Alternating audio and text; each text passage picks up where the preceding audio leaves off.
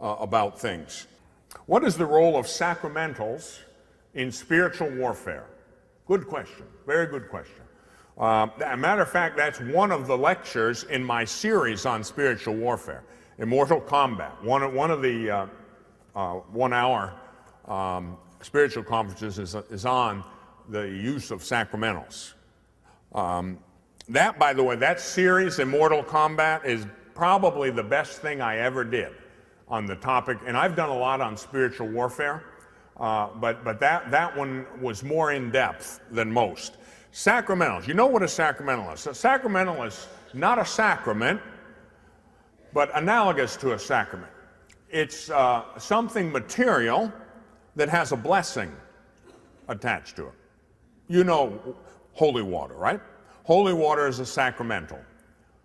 Blessed salt, blessed oil, holy oil, sacramental. A miraculous medal, a brown scapular, a rosary, a crucifix. Those are all examples of sacramentals. And they're powerful weapons in the spiritual warfare. The devil and the fallen angels are afraid of these things. Those things have efficacy, somewhat of their own accord, but also to the degree the person using them has faith. In other words, if you've got deep faith, for instance, I've had experience with this. I'm starting to get those back spasms again. Please forgive me if I seem to squirm around like a nut up here.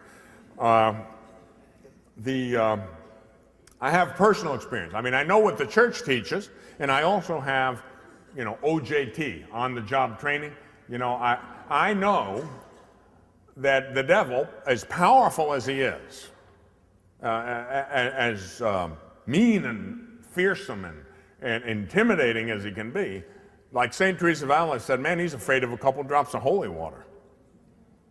That St. Teresa said, why should I be afraid of the devil? He's afraid of a couple drops of holy water.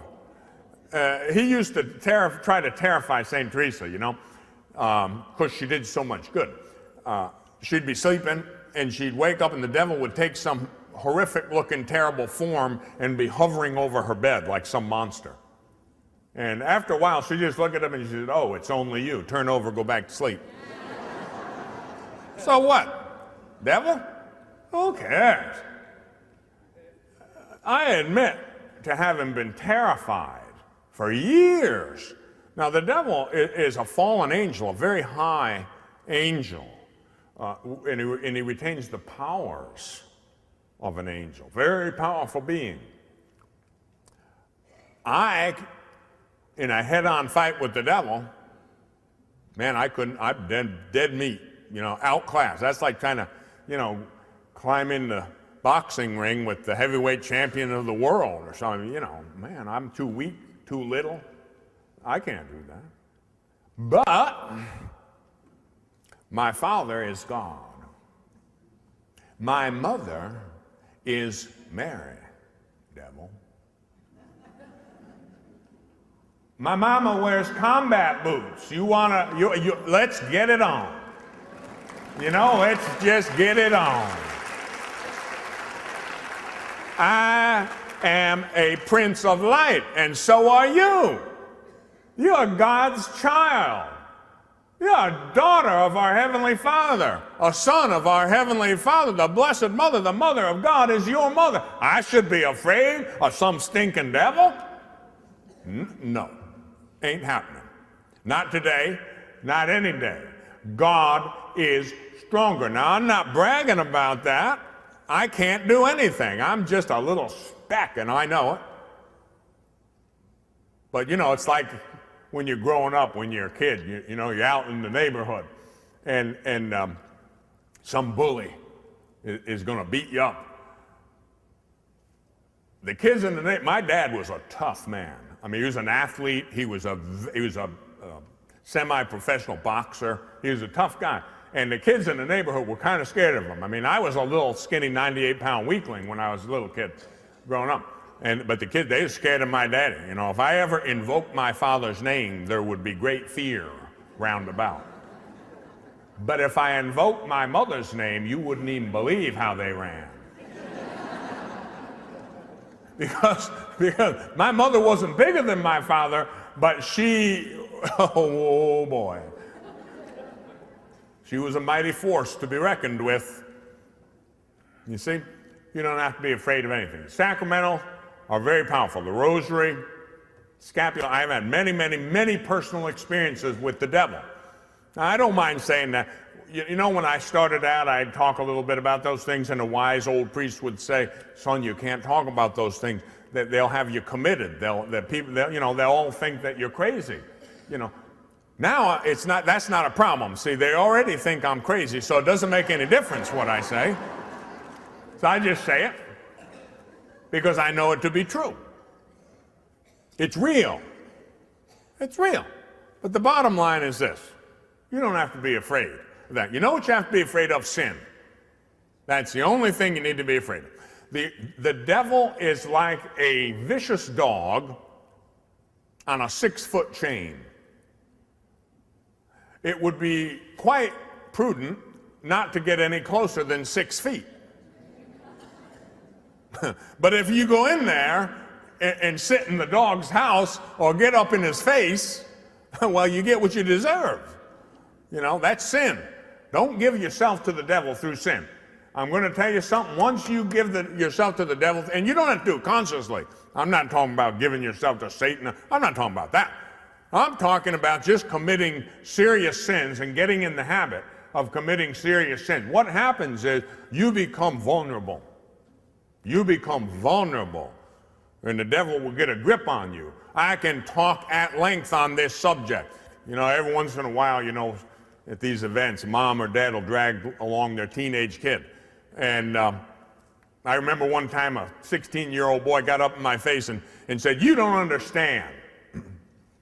I don't understand. I wanted to grab him up by his narrow neck and say, Sonny, I understand. I was freebasing cocaine with Ike Turner before you were born.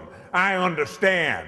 I was going to parties with movie stars. I was living a drug-addicted, promiscuous lifestyle before you were a twinkle in your father's eye. Don't tell me I don't understand. I understand up one side and down the other. I know all about it. I've been to the edge of hell and the gates of heaven. I've been one side of the universe to the other. I know good and I know evil. I understand. I understand very, very well. I understand how powerful the enemy becomes if you allow him to.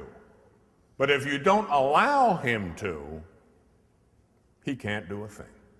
He's powerless. And so you don't have to be afraid. But if you give yourself to him through sin, yeah, you keep on with that promiscuous lifestyle. You keep on having sexual relations outside of marriage. You keep on looking at that pornography, doing that cocaine, getting drunk, going out and partying. You keep it up. And the devil will have chains all around you, dragging you around as his slave. Pitiful, pitiful sight it is. I've seen it. And I've lived it. I know all about it. This is real. This is real. Spiritual warfare. Combat with the enemy. This is the one that counts. You know, Iraq is small potatoes. Afghanistan is nothing compared to this war. You win this war, you go to heaven. You lose this war, you go to hell. Forever. Period. Exclamation point. That's it. That's the way it is. That's reality. You can take it or leave it, but I know this, I have a soul to save too. I'm not going to hide these things from you or anybody else. I'm going to proclaim it from the rooftop because I have to save my soul too. And if I were to not tell it like it is, I would risk my eternal salvation. And like my old theology professor used to say, I ain't going to hell for any of you. Okay.